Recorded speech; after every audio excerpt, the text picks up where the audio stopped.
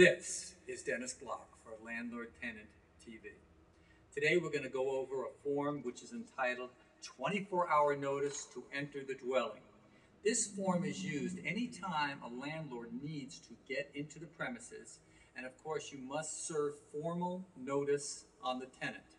You have to serve this notice 24 hours in advance. It's a good idea to just merely stick it on the tenant's door unless you can hand it to the tenant. You must put the name of the tenant in this form, the address, and most specifically the date and time that you're going to go in. You just can't say Monday from 9 to 5. You must state a specific time that you will be arriving at the premises. So you can say, I'm going to be there at Monday at 9 o'clock. That would be sufficient. Now you have to do this time during normal business hours. Therefore, you can't ask the tenant to allow you into his unit on a Saturday or Sunday. So I suggest that you pick normal business hours, Monday through Friday, 9 a.m. to 5 p.m. So once again, you must put in the name of the tenant, his address, the time that you're going to go in, and the date that you're going to go in. And you must at least put this notice on his door 24 hours in advance. Now there's one more important thing that you must put into this notice, and that is the reason upon which you're going to go in. There are approved reasons under the code, and that is to make necessary or agreed repairs, periodic property inspections, and that's where you're going to check for smoke detectors, or you're also going to check for leaks on the premises.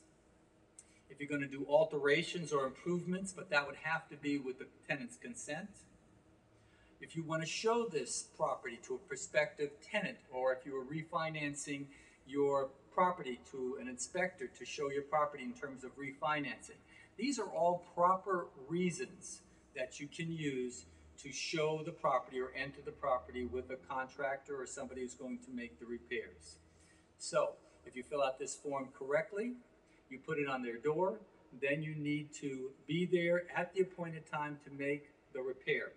Now, most people think that the tenant has to be present at the time when you make this inspection, and that is not the case. There is no requirement that the tenant be there.